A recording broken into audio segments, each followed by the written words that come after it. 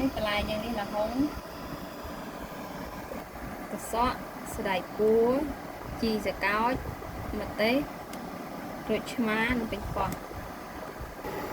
ទឹកពុះហើយឡើយយើងដាក់គល់លកត្រីហើយនឹងដាក់ដេងដាក់ក្រូចចូល3តាមតិចយើងដាក់មឹកយើងចូលមឹកយើងគឺនឹងកន្លះគីឡូដៃមឹកយើង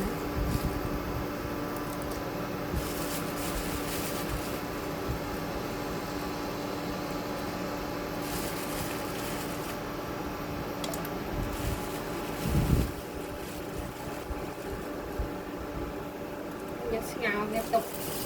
រយៈពេល10នាទីហ្នឹងទៅ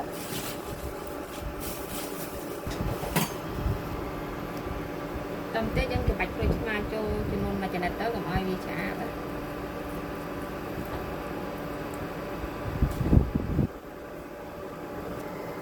ឥឡូវយើងស្រង់បានហើយរួចយើងប៉ុណ្ណឹងបានហើយ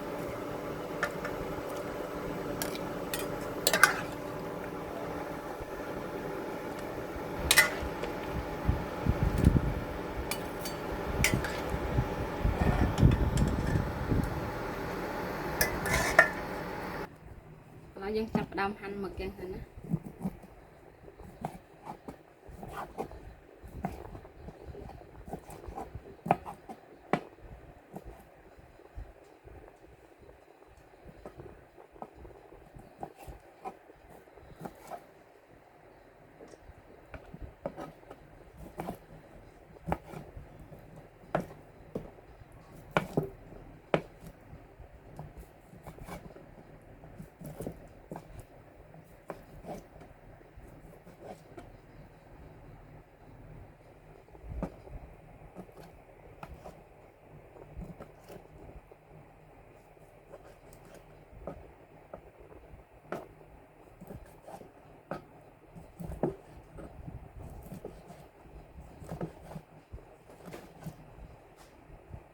Thế bộ cắt to thì tầm ấy chứ. Đó đi. Đó. Đó. ឥឡូវយើងចាប់ផ្ដើមបុកដាក់ម្ទេសយើងចូលនេះយើងដាក់ម្ទេសយើងចូលហើយយើងបុកវាម៉ត់សិនណា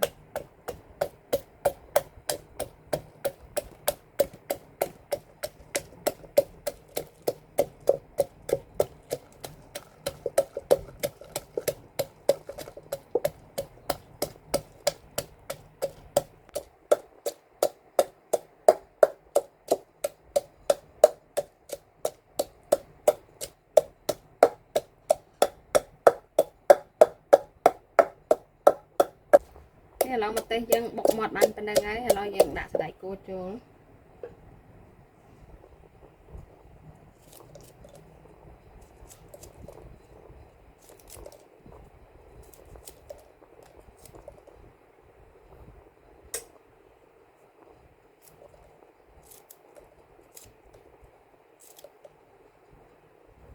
នេះឥឡូវយើងបុកសណ្តែកគួរឲ្យវា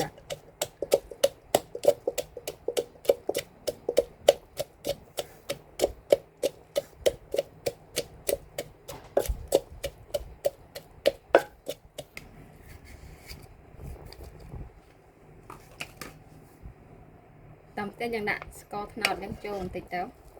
ហើយយើងដាក់ច្បល់ចូលគ្នាសិនណា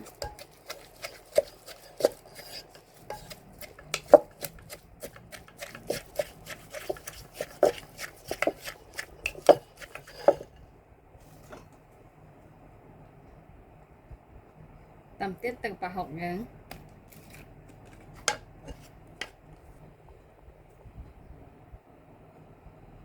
នេះទឹកប្រហុកយើងចំនួនកន្លះវែក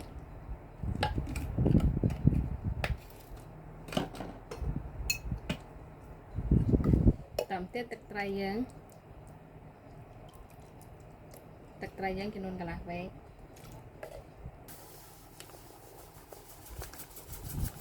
តាមទៀតវាជែងយើងបន្តិចទៅ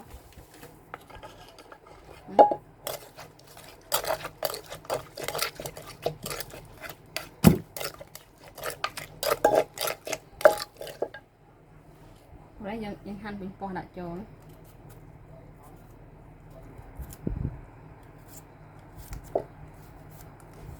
ះពេញប៉ោះយើងហ្នឹងយើងហាន់ចិត្តជាសន្និតស្ដើងណា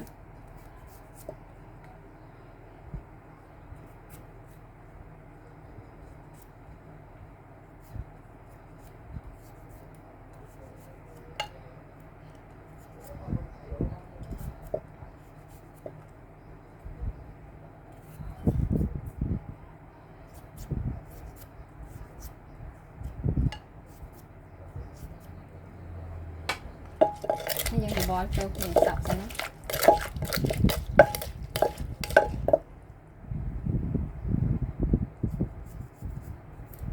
tầm tê dân hành rồi chứ mà dân cho bà chỗ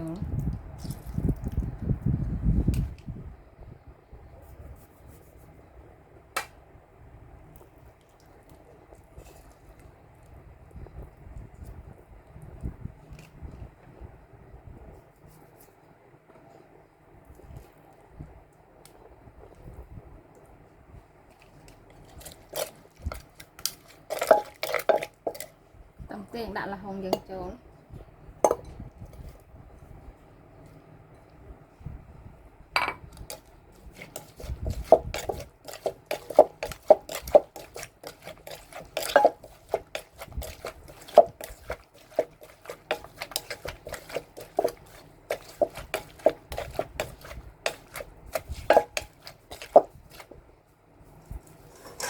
tầm tiền đã mật dân chỗ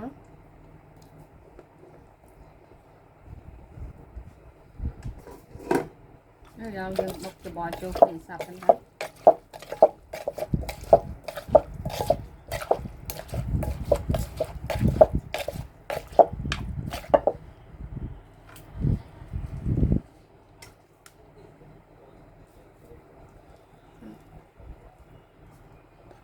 tầm tới dân hành chi sẽ cao dân lại chỗ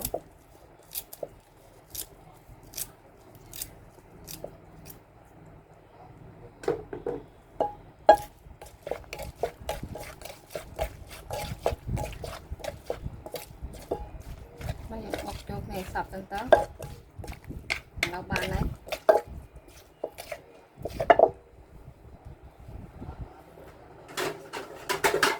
đã tràn dân bàn đấy